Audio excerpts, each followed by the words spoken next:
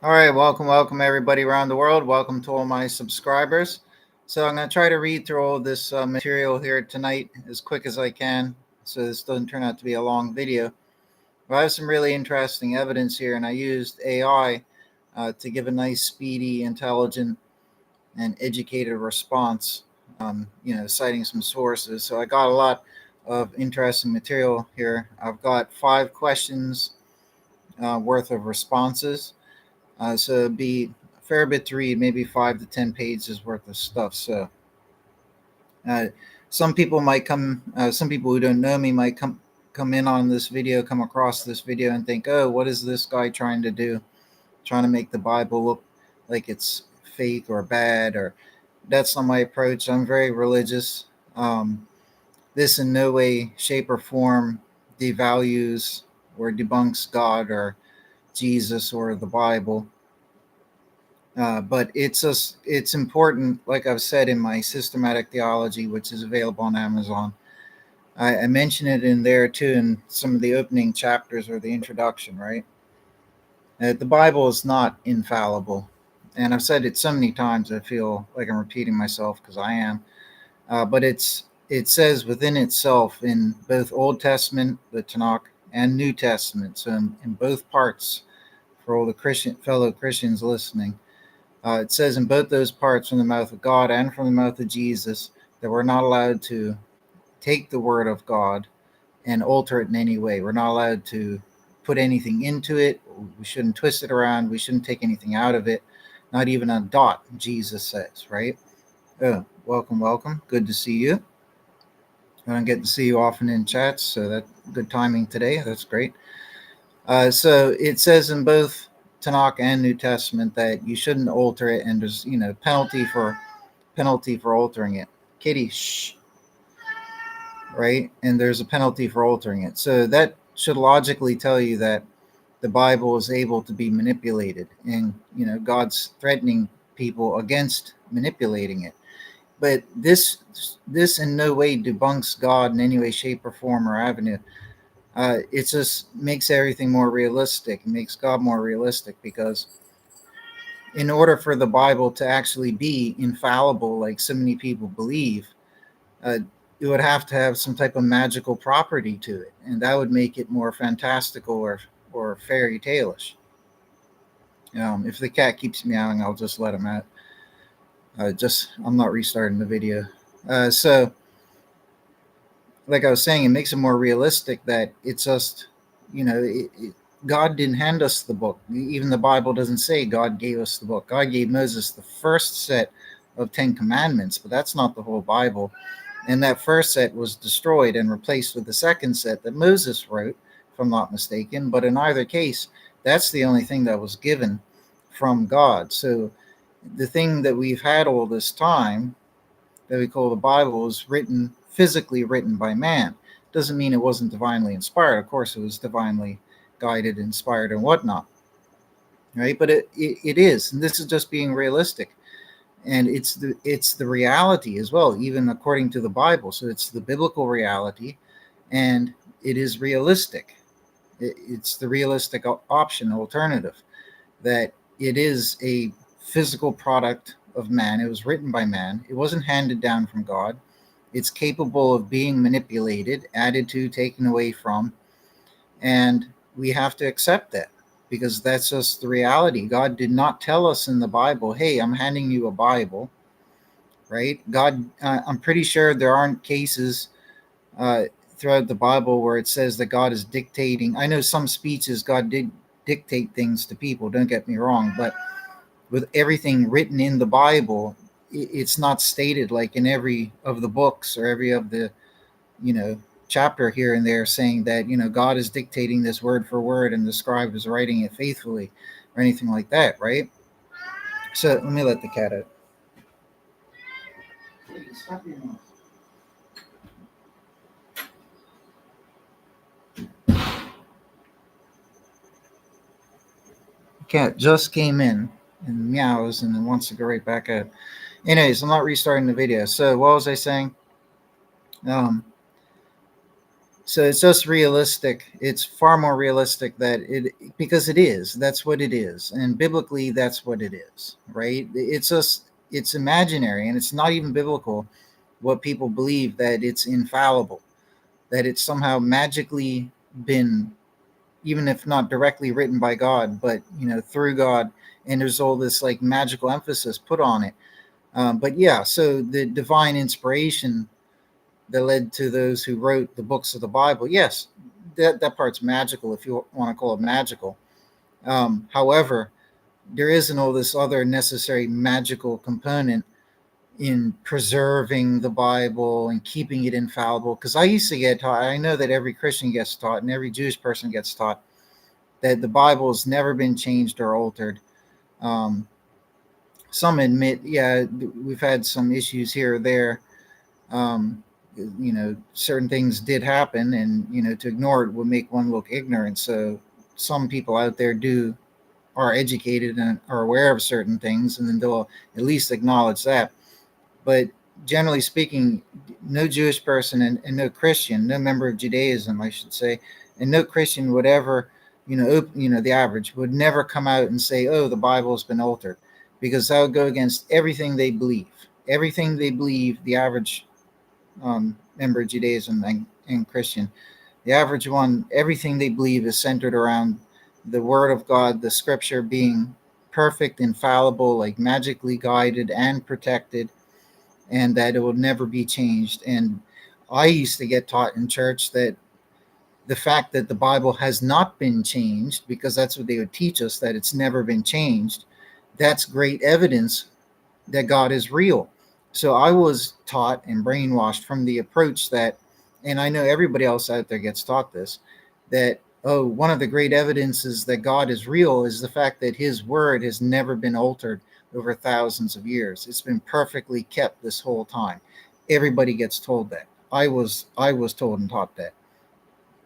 But as you try to educate yourself and do your own study and research like I did decades ago, I began to learn that long story short, mounting evidence, many different things all added together. It's 100% obvious. It's not a conspiracy.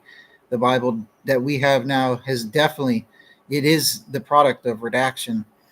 The Bible that we call the Bible, that literature, is a product of redaction. It is not the original.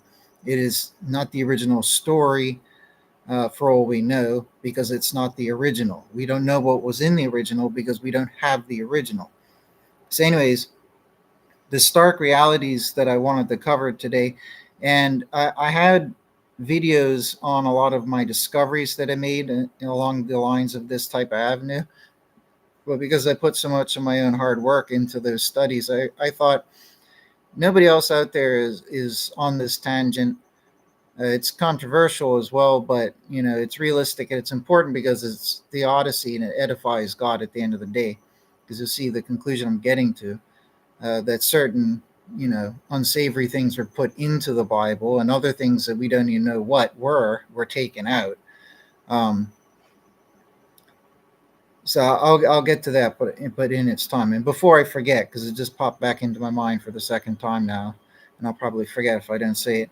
But some other evidence that things have been taken out of the Bible is there are numerous books mentioned by name in the Bible itself that are no longer in the Bible. And people don't even have those books. They don't know what they are anymore, right? It might have a couple thousand years ago, but not anymore, right? I can't remember how many books, but it's quite a few. It's more than like three or four. It's like, I think, between half a dozen and a dozen. There's quite a lot of books that are no longer in there. Some skeptical scholars will say that, oh, it's just these are alternate names for the existing biblical books. That can't be true in every one of the cases. So that's just one example of direct evidence that anybody could see that things have been taken out of the Bible.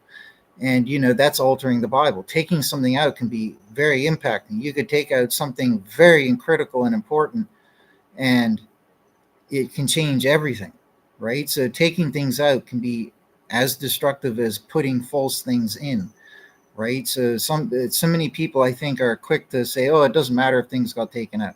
No, it can really matter. You might not hear about a certain story or a certain, bunch of rules or something or insight that completely changes the ball game for you. You don't know. It could be anything that could severely impact so many other things. So things have definitely been taken out. There's evidence that things have been put in, which I can get to in its time if I have time for this video. I don't want it to be long. So that's all the evidence we need. That shows that it's been altered, right? So you either put things in, twist what's there, take things out, and the evidence for the twisting, while it's pretty impossible to prove any direct malicious twisting by an individual or group because nobody ever documented, hey, I'm doing such. I think most people who do that never would. Um, Evidence of twisting can be found, so to speak, in the sense that language has changed, and that's one of the key things that I'm covering in my things that I'm going to read in a moment in this video. So the fact is, just using common sense, you would know that, well, if Moses did write the original copies of the Torah, as is alleged in Judaism and Christianity, but very firmly in Judaism, they believe that Moses, wrote the original Torah, and that was, and that hasn't changed, and that's what they have now. They firmly believe that, for example, right? But if Moses wrote the Torah, he wouldn't have written it in the language that's been used as Hebrew since the time of Babylon, right? So around 500 and something BC or whatever with Babylon, they used a different language. Yes, it was similar. There are probably, the latter was probably based on the former, but there are different languages. They had different symbols. Even if things were similar, it was different. It is a different language. So they spoke basically Hebrew. I've got all the terms and stuff in the things I'm going to read momentarily, but it was a different language, right? So if Moses, and there have been a couple language changes, because when you're talking about Moses, that's like 1400 BC, give or take 100, 200 years or whatever, right? But around 1400 BC, Babylon, when they started to use the Hebrew of the time, that Hebrew replaced Paleo Hebrew. So Paleo Hebrew was used after Moses's languages that Moses would have used, which are the names of them are in the article. That went to then Paleo Hebrew for a chunk of time, and then there was some overlap with both languages being used at once, right? But generally, it went from that original with Moses, whatever it was called. Then it went to Paleo Hebrew for a chunk, and then it went to what is the Hebrew, right? The Hebrew showed up around the time of became used, like it might have existed before, right? But it became, like the used language in the time of Babylon, like after the Babylonian invasion and all that, and which makes sense because they just been invaded by Babylon. They would adopt things, and the that just me. Sorry, I just thought of something else that I don't think I mentioned earlier, and I should have. So let me just mention it now, because otherwise I'll never remember this one-off thing. But the reason I privatized some of my videos that talk about this topic is because I wanted to put it together into a book. I think I started to mention that, but I don't think I mentioned that earlier. Because I spent so much time and hard work and studied, investigating into this and then finding actual evidence for it, which was great because I wanted to. I was hoping there would be evidence, and there is quite compelling evidence for it. So I think that I'm just going to compile everything together and put it into a nice little book for people. I think that would be a really cool, like biblical discovery type thing, genre. That would be great. So that's what I plan to do. But of course, when you write a book, it has to be big enough, right? And whilst I have very interesting material and everything, and I'm not saying my material are these AI questions I asked tonight. No, this is just something I can sprinkle on for a video right now, right? But all the hard work and material I've done wouldn't add up to, I don't know, it's probably way less than even 50 pages. I can't publish a book with less than like 200 pages. So, you know what I mean? So I'm gonna have to make it a little bit more substantial, but not adding in fluff or filler. but in some way, and that's one of the challenges that authors have. Um, but anyways, so that's what I do plan to do. But I felt very intrigued by the answers the AI gave tonight, which is why I'm getting into this here tonight. Um, but anyways, so let's get to these AI answers, right? But what this comes down to is what I was just describing there. What I built up to was that the twisting occurs from the changing of languages, right? So because languages change over time, what we have now was written in the Hebrew of the time from like the Babylonian um, invasion and thereafter, right? And that was adapted over from Aramaic or Akkadian or something like that. These languages in those regions are somewhat related, and linguistic scientists have traced, people who study linguistic science have seen mapped out the connections, how they branch from one another, their origins, and blah blah blah. Right. So we're going to see some of that in some of these answers that I read here. So my point is that the original Torah written by Moses would not have been written in the Hebrew spoken in 500 or whatever BC. It probably wouldn't have even been written in Paleo Hebrew. It would have been written in whatever it's called. It's in there. It's actually called Old Hebrew, but they have a few different associated terms, right? But if I say Old Hebrew, nobody's going to know what the heck that is. So that's why I didn't bother saying it. But it was written in something called Old Hebrew, which then, not became, so to speak, but Paleo Hebrew came from that. And then from Paleo Hebrew came the Hebrew spoken in the time of Babylon around 500 BC, right? So there probably would have been Paleo Hebrew translations, versions of Moses's original Torah and whatever other books are written in their given times between the time of Moses to the Babylonian invasion, right? So we would have had Moses's ones, the Torah written in its original language, and that probably existed for however long. Let's just say a few hundred years or something, right? Let's just say 500 years. How much could we realistically? So Moses is around 1400. We're talking about a 900-year difference.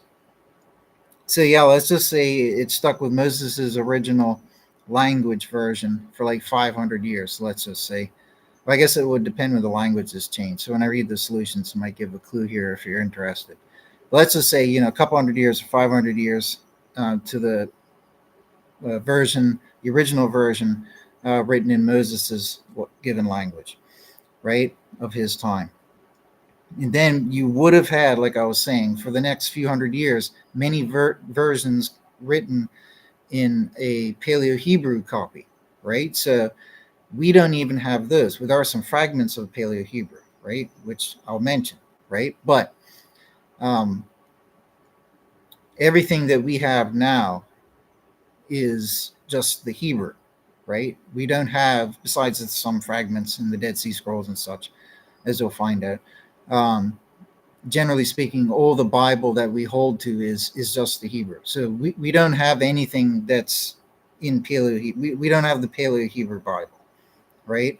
And even if we did have a Paleo Hebrew Bible, let's just pretend we lived in a parallel world where it's just like ours, but we had somehow kept hold of a copy of the Paleo Hebrew Bible, right, from an extra 1,000 years back in time or whatever. Let's just pretend that we had done that. That still isn't the original. This is my point. The original was written in a language that came before and was different from Paleo Hebrew, right? So even as fantastic and cool as it would be to have had a Paleo Hebrew copy in, mankind's possession, knowing possession, all this time, as cool as that sounds, it still wouldn't be, oh, we have the original. Only when you have at least something in the original language. I mean, arguably, it could be written in the original language, could be written by somebody else at the time or somewhat contemporary to the time, but it could be an altered version of the actual original written in the same original language. But let's not overcomplicate things for now, right? But until you have one in the original language, only then can you start to, consider, is this the original form? And is everything in here what was originally said? Right? So what we have now, we have to accept right? It's not about saying that the Bible is bunk. It's not. We have to accept that it could have been altered. And the fact is that it was altered. No, well, what was done was bad, in my opinion, but it wasn't done to a horrific magnitude, right? Very little of the Bible was altered, right? I've never critically mapped it out by numbers, but just going by feeling guess, I would say it's probably around 5, maybe 10% has been probably under 10%. It feels like has been manipulated either by, well, see, the problem is by taking out, you can't really count that because one book could have been taken out that would have been the size of half the Bible, right? So not counting size for the missing books and things that were taken out, things that were put in and things that were twisted, it only adds up to around, I would say, 5% or just over, probably under 10%, probably well under 10%. The Bible is a fairly big book. Think maybe around 2,000 pages or something. And 10%, we're talking about 200 pages of altered stuff. So I don't think so. There's certain books of the Torah, especially, that I think have been the most heavily altered. I won't single them out right here at this moment. That probably anger a lot of people from Judaism. But like I said, this here isn't about devaluing God or the Bible whatsoever. It's just looking at what it is in the light of reality and what it actually is. And this approach does not defy the Bible or a biblical approach. It in fact is in line with it because, like I said, the Bible doesn't claim to be infallible, right? So we also have that verse in Jeremiah where it says that the scribes or the Torah scribes have lied. The scribes of the law have lied, or pens of lies, or something like that, right? And then we have another verse in Jeremiah where it says that, where God is allegedly saying that, when you came out of Egypt, I never commanded you regarding sacrifice. Yet, very famously in the Bible, when they came out of Egypt, they then had the Sinai encounter, where Moses allegedly received the laws of Leviticus and everything else about animal sacrifice. One of the things that I firmly believe was a product of manipulation and redaction were the animal sacrifices, because I personally refuse to believe that an omnipotent and loving God would ever ordain such thing. It's unnecessary and ridiculous. And I feel sorry for members of Judaism who try I feel in vain to justify it. But even the greatest minds in Judaism, like Maimonides, all their best reasoning, all they could do was just go and say that, oh, well, the Hebrews were enslaved in Egypt, and Egyptians did all that type of sacrifice, and they had been so immersed in Egypt for hundreds of years that it was like second nature to them to just do animal sacrifice as part of their living or spiritual life. That when they went on the Exodus and escaped Egypt, that it was still ingrained into them, and they were basically addicted to doing animal sacrifice in terms of like believing it had to be done. So according to Maimonides, God therefore tolerated that ignorance of man and, bent over, so to speak, in that, he met them at a halfway point and said, okay, well, I'll let you keep doing. God didn't try to stop their addiction to what is a barbaric and senseless practice. But Maimonides says that instead God, bent over, so to speak, whatever the term would be, and said that, oh, no, you can still do them, but you have to do them directed towards me. So I just think that that's ridiculous, and that that's dishonoring to God, to cast that type of perspective on God. God's better than us, and He's better than that, and it's just illogical. It's ignoring the greater solution, which is God never ordained it. But in order to believe that, you would have to claim that the Bible's been redacted. Nobody in Judaism wants to claim that, so that's why no rabbi would ever say, "Oh, the Bible got changed or altered," because they don't want to say that. I don't know why they have so much fear about it, because I'm still a believer in God and the Bible, and I'm aware of the changes, and it doesn't faze me, because at the end of the day, God also controls reality, fate, and destiny and everything. And what we ended up having is suffice for salvation, is suffice for knowledge. When you read it, about 90% of it is fine and wholesome, and upstanding or good even. And there's that 5 or 10% that is just bad, unnecessary, unsavory, sometimes even very wrong. And you ask yourself, why are these type of things in the Bible if this wisdom is from God? Well, they weren't. They were put in there. And just one of the things, because I don't have time to go into every other thing, but one of the major things to me would be like the animal sacrifices. Other things would be where God allegedly gives commands to go out and slay every living thing, even animals, and and everything else. Things like that just seem very barbaric, and God ordaining capital punishments for very petty things, but then at the same time demanding eye for an eye justice, right? Like picking up sticks on the Sabbath day will get you like capital punishment, like things that are very questionable and go against all common sense, morals, and goodness. Things that seem contrary to God.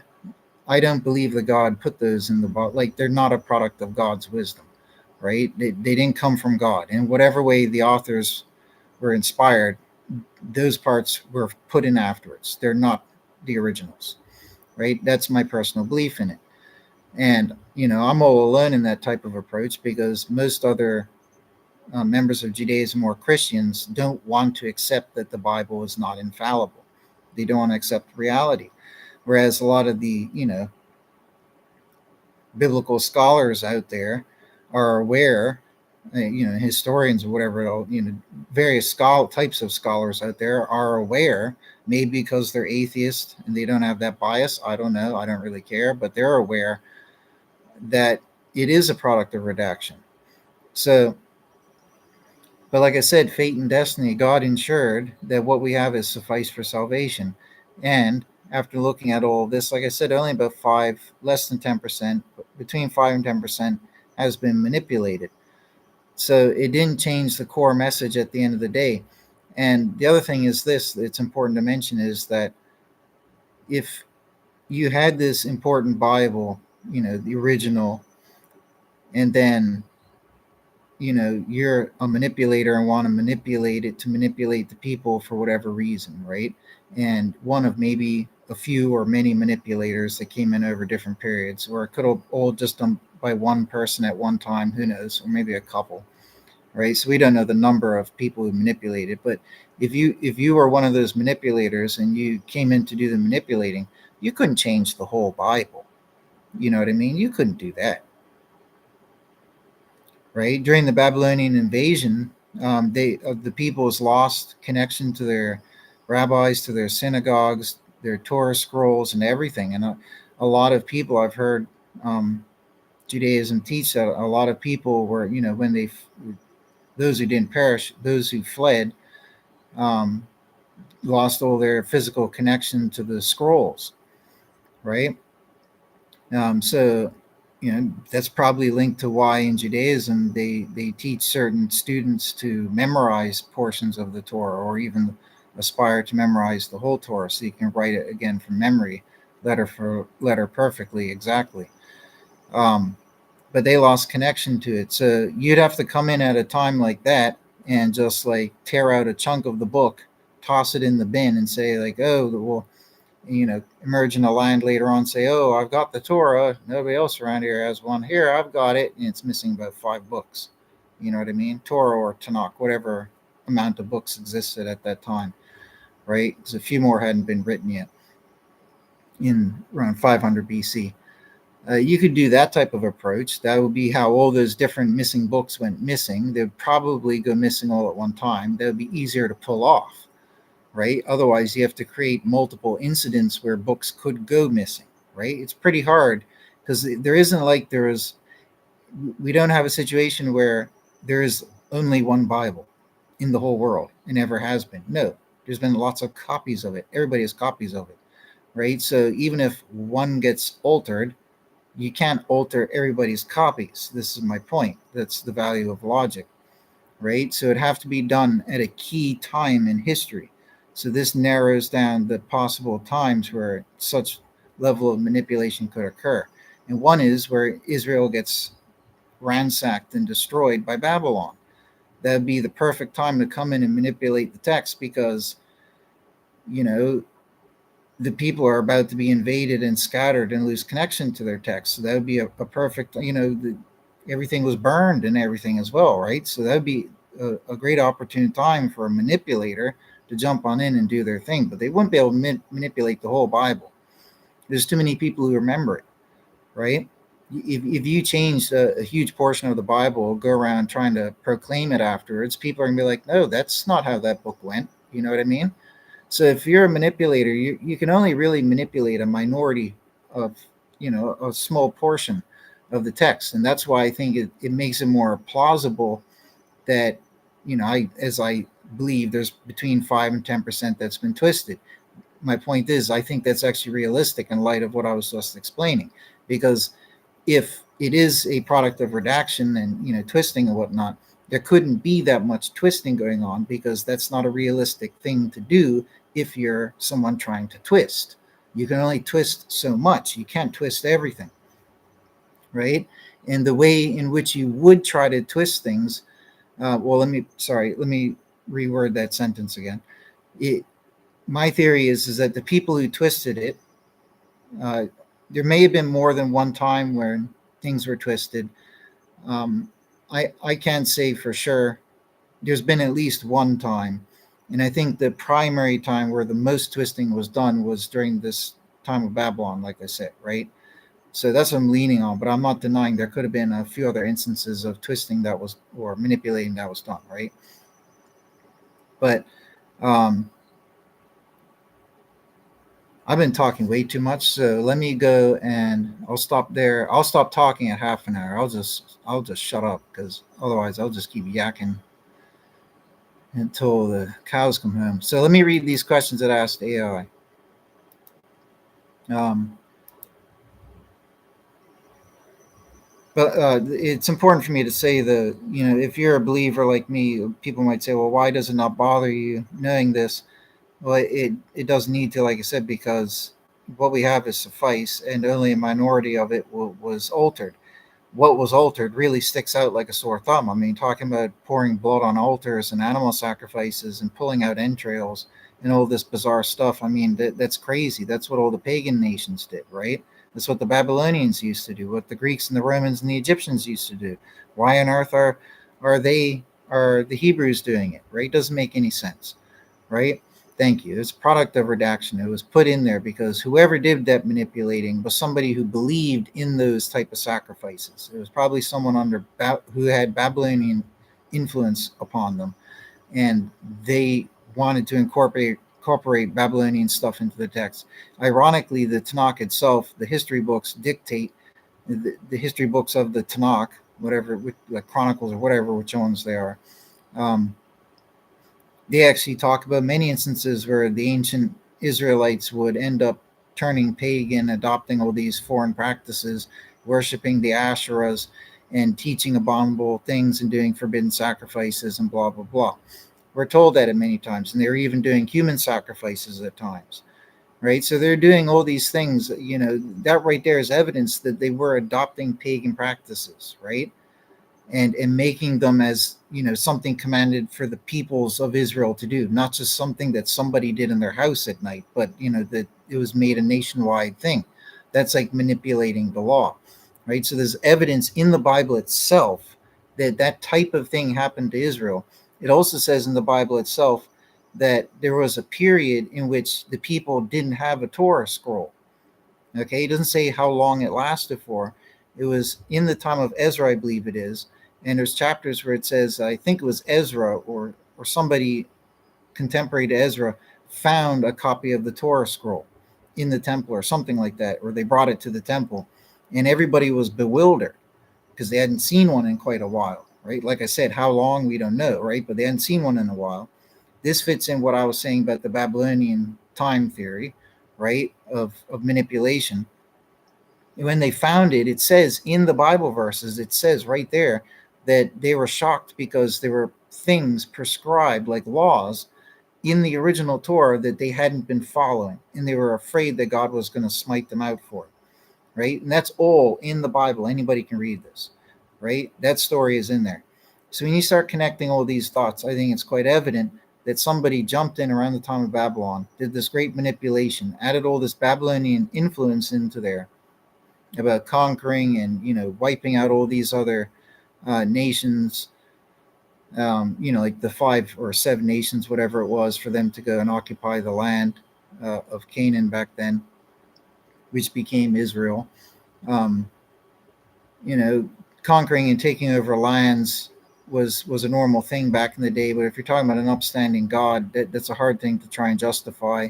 It does say in the Bible that they were a barbaric people who would commit human sacrifice and even of their young, and all sorts of other depraved things. And trust me, I read up on what a lot of ancient cultures used to do, and they did a lot of weird, nasty things, like really weird that you don't even want to hear about. And it was like commonplace in a lot of different cultures around the world. So, thank God we changed. But anyways, they believed in all this nonsense in these sacrifices, and they just religiously believed that that's what God wanted. So they put it into there. And then, after the Babylonian exile and when the Second Temple period came around, and, they had their proper Torahs, I think that was around Ezra's time or whatever, if I'm not mistaken. I think because Ezra was like 400 or 500 BC, so it would have been after the Babylonian invasion. So all those dots connect. Like they would have found an original Torah where it talked about whatever law it was, like the Feast of Booths or something like that.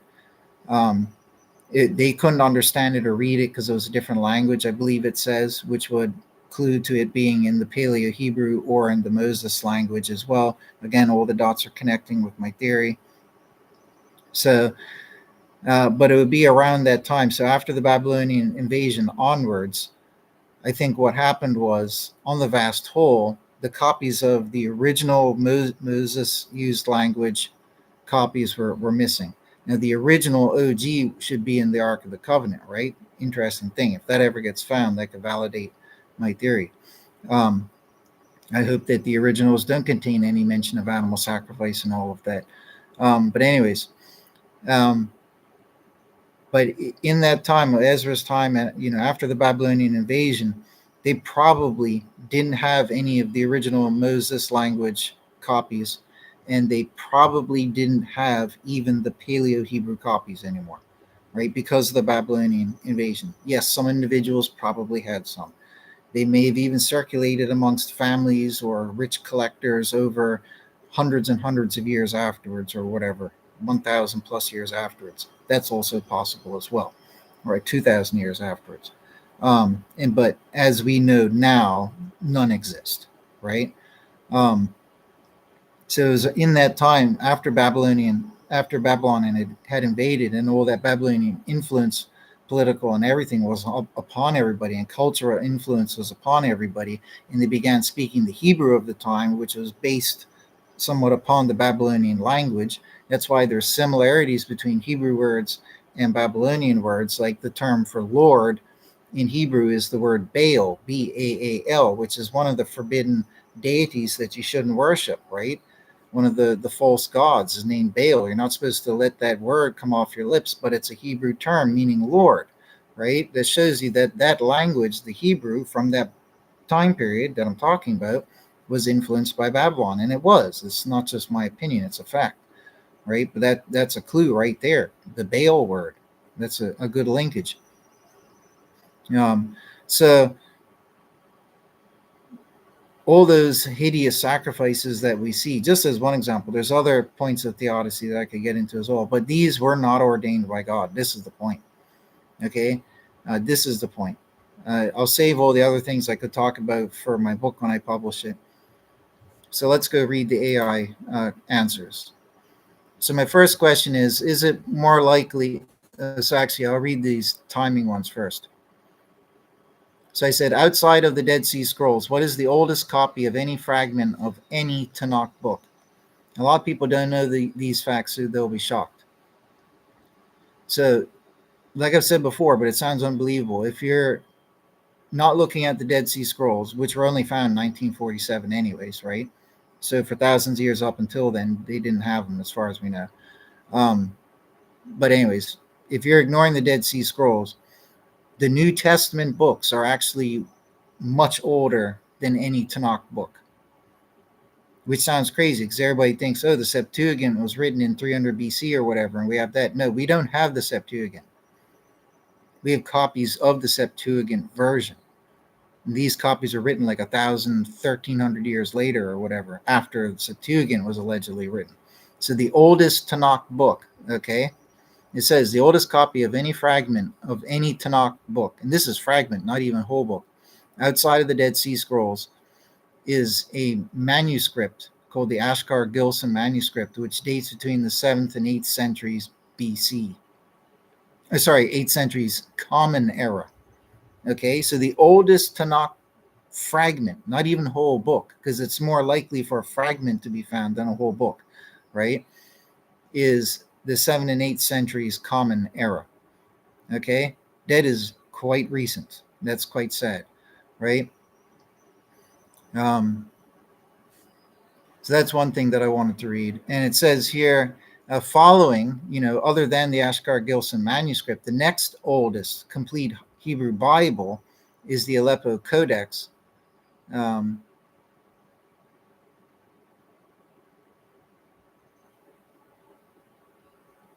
I don't know if the Ashkar-Gilson manuscript is an entire Bible or a fragment. The way the answer is worded was based on my question, which I asked, what is the oldest fragment of any book? So I wasn't asking for the oldest book, like has to be a complete book, because that might be more recent, right?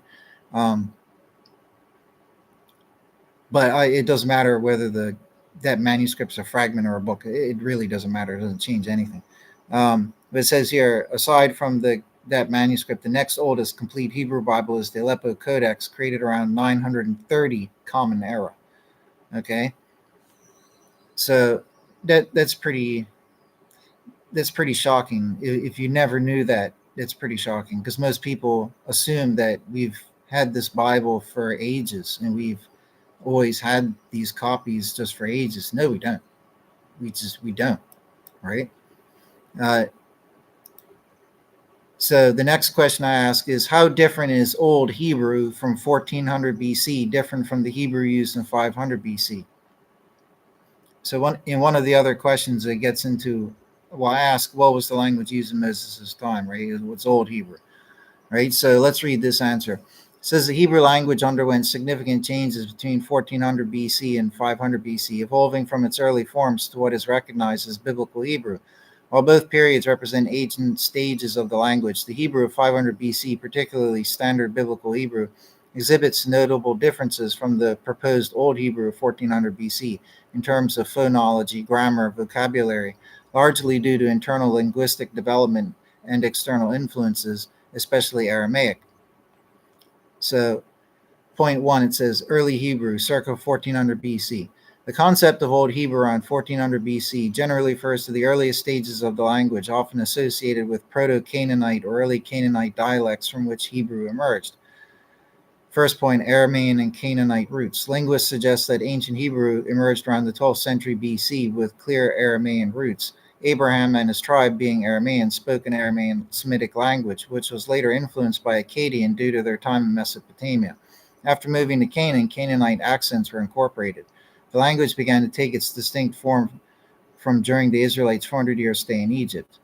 Phonology. The phonological system would have been closer to Proto-Semitic, likely including sounds that later merged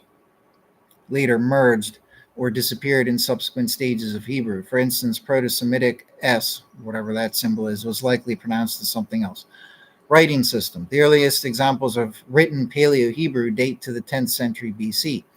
While direct evidence from 1400 BC is scarce, the writing system would have been an early Semitic script akin to Phoenician, which later developed into the Paleo-Hebrew alphabet.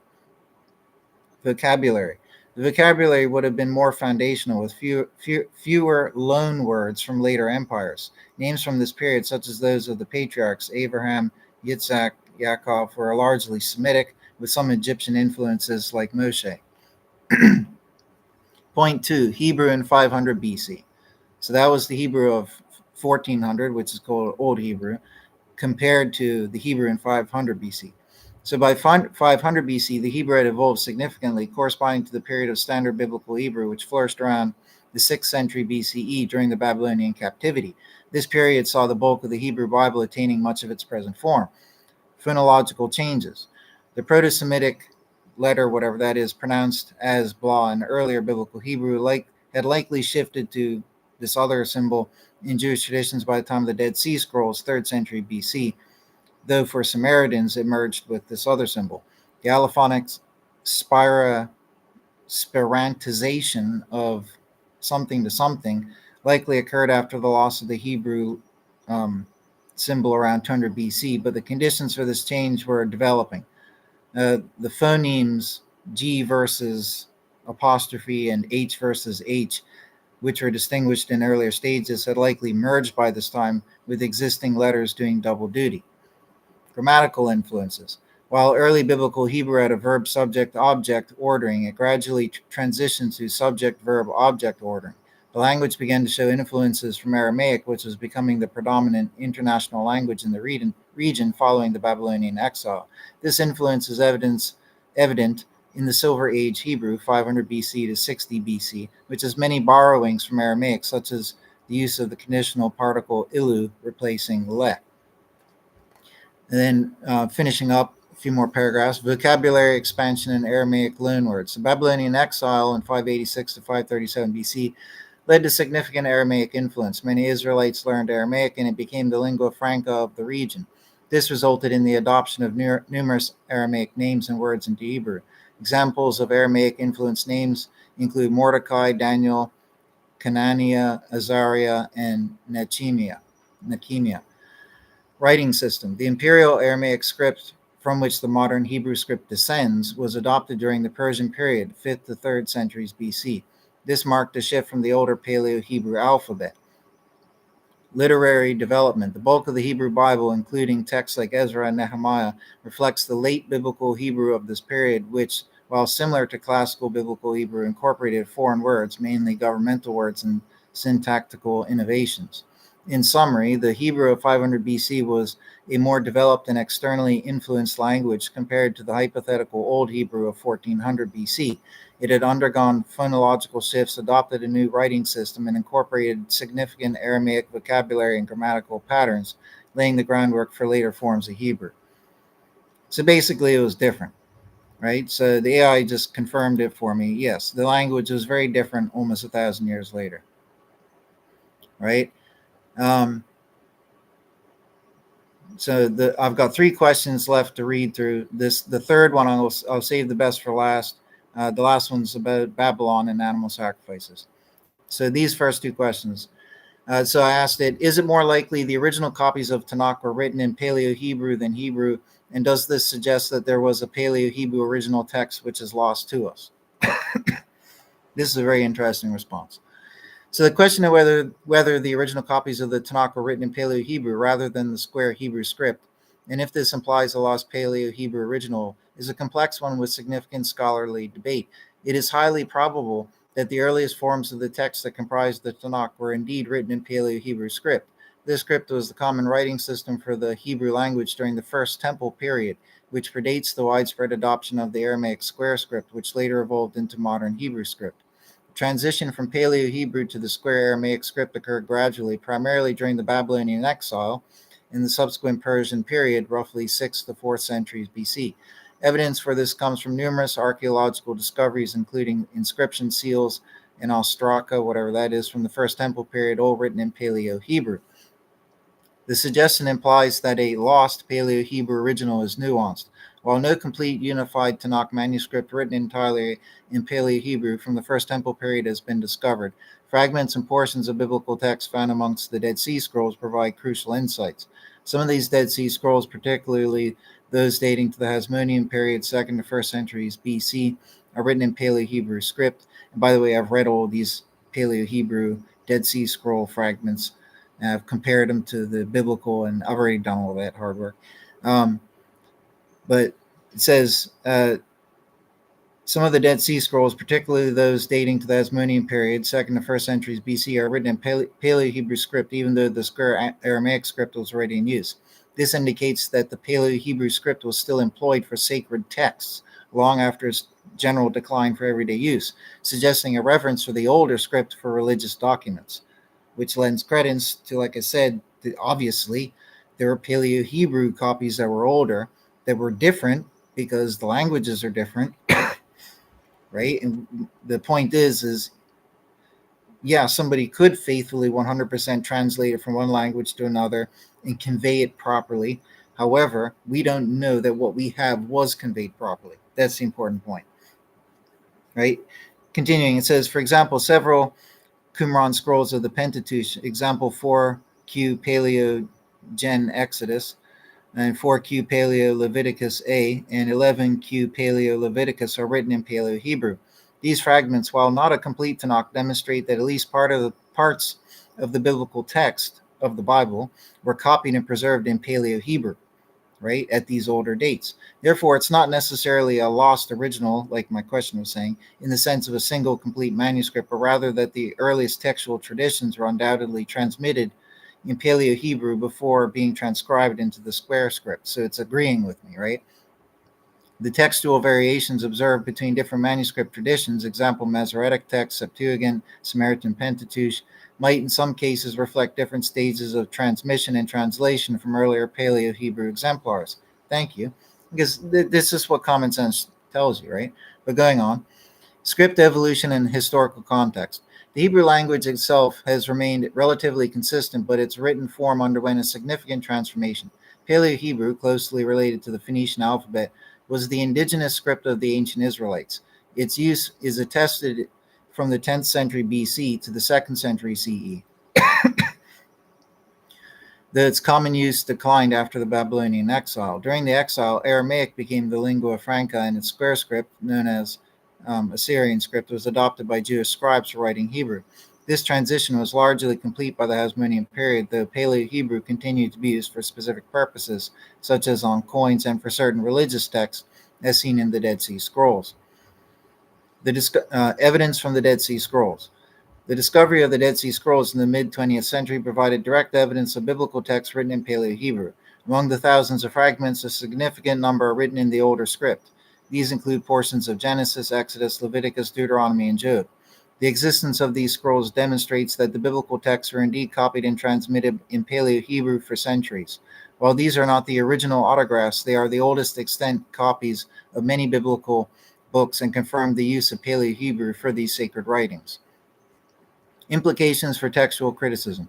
The shift in script has implications for textual criticism. Some scholars argue that certain textual variants or ambiguities in the Masoretic, the standard Hebrew text of the Tanakh, might be better understood by considering potential misreadings or confusions that could arise during the transcription from Paleo Hebrew to the square Aramaic script or vice versa.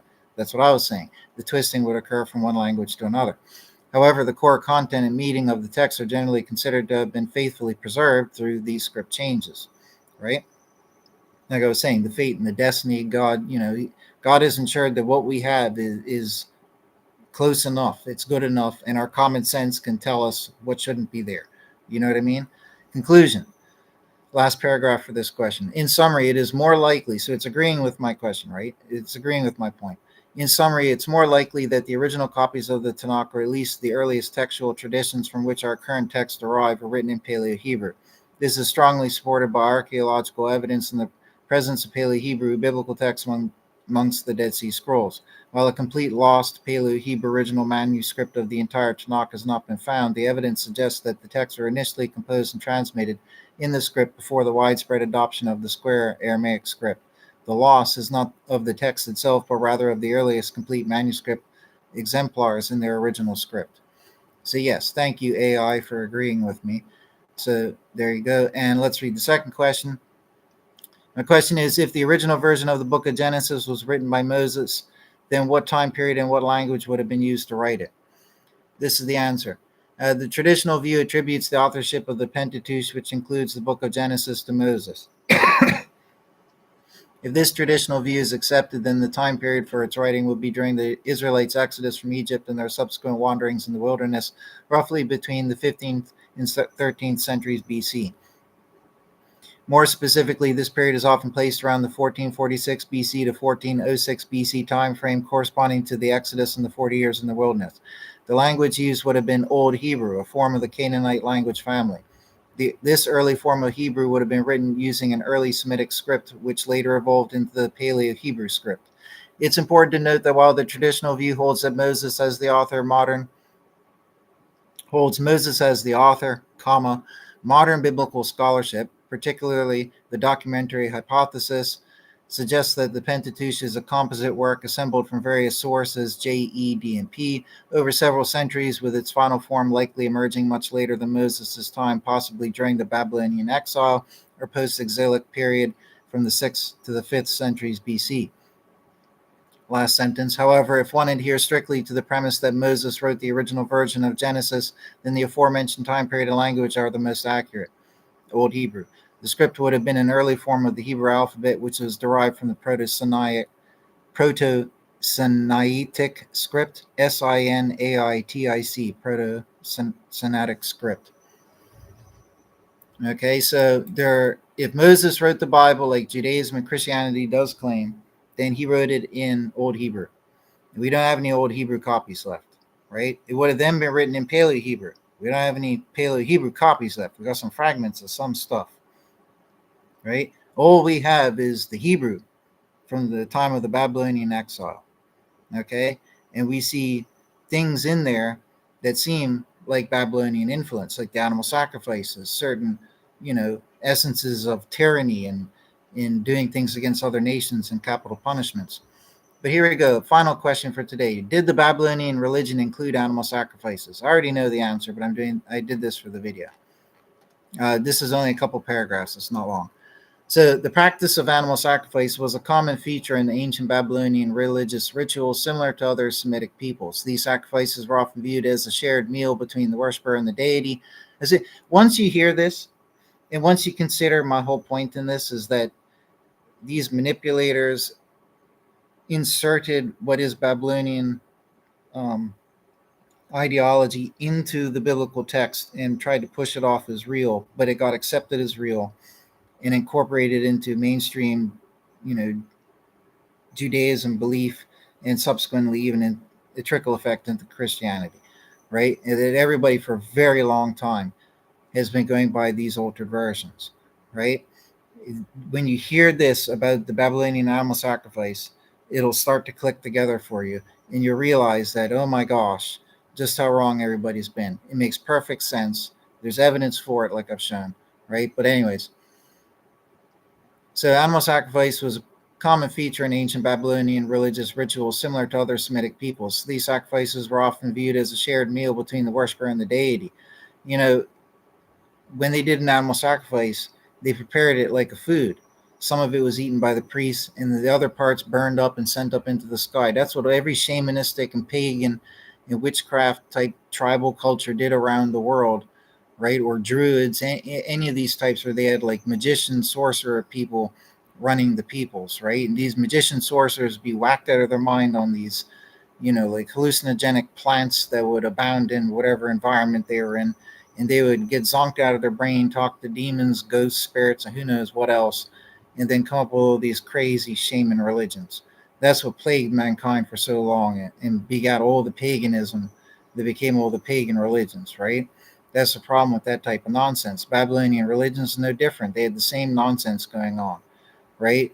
It would take some kind of crazy hallucinogenic plant to whack your brain out of function to make you think that you're talking to some deity when it's really just some either figment of your imagination, some bizarre hallucination, or some shady being trying to trick you at an opportune moment, right? But that's essentially what's occurred in human history. And then they institute these religious practices and think that, oh, we have to feed these beings, and we have to show our honor to that we honor these beings, we have to give them offerings. That's what they would do, and they would burn the things that they offered because they think that by this magical fire that the offering will be transmitted like magically to the deities to be eaten, right? And that's why this Babylonian influence even trickles down into in the Bible, where it says things like God was pleased by the aroma of the sacrifices, right? And then you have a verse from the later prophets, which weren't, didn't suffer the Babylonian era manipulation of the text. And these prophets rebuked the animal sacrifices. And God says, do I desire the smell of burning rams, burning sacrifices? So you have the Tanakh contradicting itself, which would lend credence to the point that I'm trying to raise, that there's parts that were put into there that weren't in the originals. That's why certain prophets rebuked the animal sacrifices and said that the Torah scribes have lied, right? That's why these sacrifices were put in there. And other things were put in there as well, right? But let's just read these two paragraphs and that can be finished, right? So these sacrifices were often viewed as a shared meal between the worshiper and the deity in Babylon, a concept prevalent in many cultures during stages of barbarism and savagery. While specific details about the exact manner of Babylonian and Assyrian sacrifices are not extensively documented, it is understood that as civilization advanced, portions of the animal intended for the god often ended up being used by the temple. Parts of the animal not suitable for consumption were typically burned as an offering to the deity. A significant aspect of these sacrifices was the belief that the blood of the animal was particularly pleasing to the gods and was likely poured out upon the altar. By the way, the Egyptians did that, the Greeks did that, the Babylonians did that, all the beast nations did the same basic practice that the Bible alleges that the Jews were supposed to make, right? Um, this practice is thought to have magical origins, stemming from the belief that supernatural beings, including the dead and demons, had a special desire for blood. Human accounts, such as Homer's descriptions, illustrate this idea, where the pouring of blood would attract the shadowy forms of the dead. That's an ancient Greek text, right? So these are ancient beliefs, right? It's even in witchcraft and Satanism that demons and certain beings, they like blood. They can't eat it, obviously, but they like something about it in some way, and they'll hover around sacrifices, right? That ancient, primitive, barbaric, and tribal type mentality, often which is just a figment of the imagination in most cases, right? But that stuff there has roots in witchcraft and primitive shamanism, sorcery, right? Animistic sorcery. And it's the same thing in principle that's happening with the Jewish laws on animal sacrifices. It's the same thing, pouring the blood out on the altar, right? So what's actually happening there, if this truly was inserted into there, and I would hope it is, because I refuse to believe God ordained things that were unjust and unrighteous and barbaric, right? So if these things were inserted into the text, then what is actually going on and has been going on all this time? So all the time Israel was doing these sacrifices like they thought they should do, it was actually pissing off God, because they're just emulating the barbarians and all these senseless barbaric acts, tormenting these animals, and some people ignorantly thinking that the animals would remove some of their sins, right? At different epochs in history. That would have really pissed God off, right? And there's many places where the prophets, these later prophets of the Tanakh, were rebuking the sacrifices and rebuking the people doing sacrifices. Okay, and the common trope is that, oh, they're rebuking improper sacrifices. No, they could very well have been rebuking the sacrifices that the people were doing that they thought they were biblically told to do, but was actually inserted in there by Babylonian influence. That would have been a reason for the later prophets to say that God is rebuking these sacrifices, that he didn't appoint them, that he hates them, and all this and that there, right? Then all of this, like I'm saying, makes perfect sense. Right. So, anyways, like it said there, even in ancient Greek writings, the Homer, what was it, the Iliad, I think it said, they pour out blood on an altar to attract shadow people, basically, right? In some cults, blood alone was offered to the gods, with ancient Mexican religion providing a striking example, where blood was considered the food of the gods, and the victim's body was ceremonially consumed by worshippers. Right. So barbaric, primitive, you know what I mean, sorcery, witchcraft driven barbarism, like I said, right? This is what like the whole world used to practice in the dark days, right? But anyways, final paragraph. Babylonian worship centers such as Eridu, Nippur, and Ur, which existed from around 3000 BC, featured elaborate systems of worship, including temples and priesthoods where animal and vegetable sacrifices were regularly offered. These offerings included oxen, sheep, goats, lambs, fish, and birds, alongside various agricultural products like dates, milk, and greens. The same things that were offered according to the Mosaic law, allegedly. The sacrifices served not only as religious, and you'll see the same in Greco-Roman and in Egyptian and everything else, right? It's all the same. The sacrifices served not only as religious acts, but also provided income for the priests, much like the later Mosaic system. It was common for animals to be offered twice daily, in the morning and evening, with certain portions consumed on the altar and the remaining going to the priest. So it's talking about Babylonian sacrifice here. It's not talking about biblical. It's talking about Babylonian, but it's the same as what we see in the Bible, right? And finally, the cultural and civilizational exchange between Babylon, Egypt, and Israel is evident, it says, suggesting that Moses likely incorporated elements from existing sacrificial systems, adapting and purifying them for the Israelite religion, right? So it concludes on a sentence that sounds similar to what Maimonides claimed, right? I think that's a poor attempt at theodicy. It's a dishonor to God. God just never gave it. It was put into there, right? The people shouldn't have been doing that stuff, right? In Israel, I'm talking about, right? In Babylon, that's paragraph I read was about what Babylon did, right? But anyways, so that's all I have time for today. I gotta get going, folks. So anyways, take care and God bless.